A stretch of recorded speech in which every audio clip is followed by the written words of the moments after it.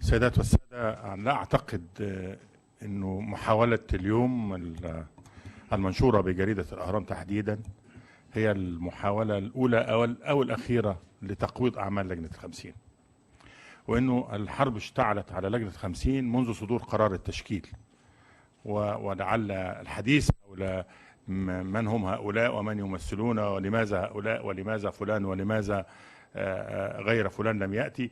هذه المعركة أديرت وفشلت.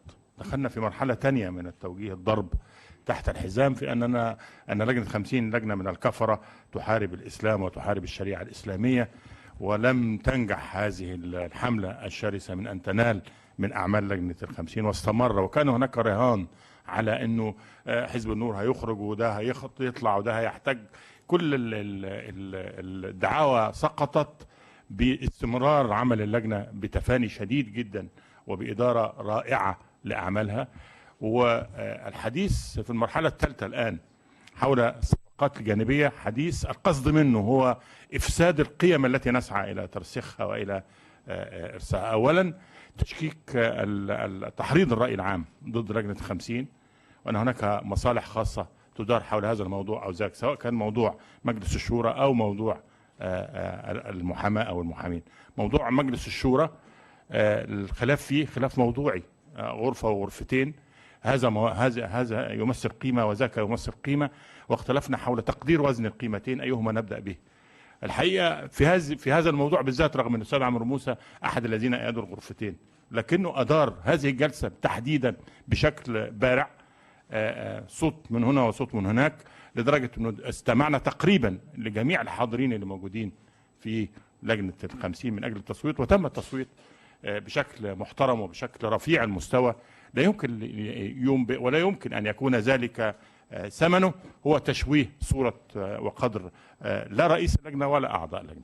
أيضا موضوع نقابة المحامين أو نص ليس فيه، نحن لا نبحث في نقابة المحامين لا عن ميزة فئوية ولا مطالب فئوية ولا نبحث عن أي ميزة، نحن نبحث عن تكريس حق الدفاع بقدر القيمة المقدرة في حق الدفاع، بقدر ما نسعى إلى الاستحقاق. لا يمكن للدستور أن يكون محل لمطالب فئوية ولا مطالب نقابية ولا مطالب شخصية، وإنما الدستور يغطي الاستحقاقات الدستورية الموجودة فيه. يعني عندما نتكلم عن حرية الصحافة وتأكيدها وترسيخها، لابد أن يكون مقابلها كيف نحمي الصحفي وهو يؤدي واجبه للصحافة، كيف نمنع عنه الحبس، وكيف سواء كان حبسا احتياطيا أو حبسا في جريمة النشر. أو هذا الأمر ليس مقررا لشخوص الصحفيين، وإنما مقرر لقيمة حرية الصحافة وحرية إبداء الرأي التي نؤمن بها وكرسناها في الدستور.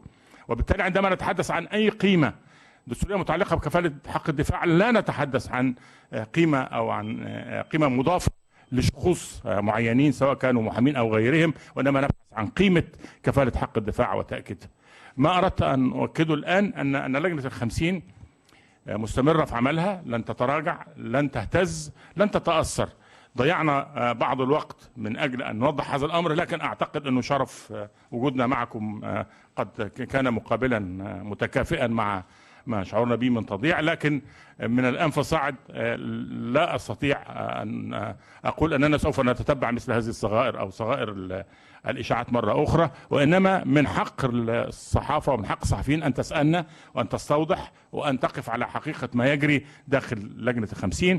نحن عندما نختلف لصالح الوطن، وعندما نتفق لصالح الوطن بعقيدة مع عقيدة أعضاء ال50. نحن وأنا دائما أقول أن عبقرية تشكيل هذه اللجنة أنها لا يمكن لأي فريق فيها أن يستحوذ عليها، ويستحيل عليها أن تتواطأ على شيء يضر بالوطن، ولا أن تتواطأ على شيء لصالح فئة معينة أو لصالح تيار معين. لقد تخلصنا إلى الأبد من الحزبية البغيضة ومن الاستحواذ البغيض، ونحن الآن في مرحلة الشراكة التوافقية بين كل القوى. نصيغ الآن أروع صياغة توافقية تمثل كل التيارات. لا يستطيع لا المؤمن بالاقتصاد الحر ولا المؤمن الاشتراكية بمعناها المحافظ، ولا حتى المتمسك بخلفيته وثقافته الدينية أن يدعي أو يزعم أن هناك انتهاك لحقوق المجتمع من خلال رؤيته السياسية. نحن الآن سوف نستمر فريقا واحدا نمارس الاختلاف، لكن اختلاف الموضوع المحترم من أجل مصلحة الوطن ومن أجل مصلحة دستورنا القادم. ويعني أرجو وأناشدكم أن تتيقنوا وأن تؤكدوا للرأي العام أن لجنة 50 ماضية في طريقها وسوف تنجز الدستور في موعده بإذن الله. وشكرا لحضراتكم.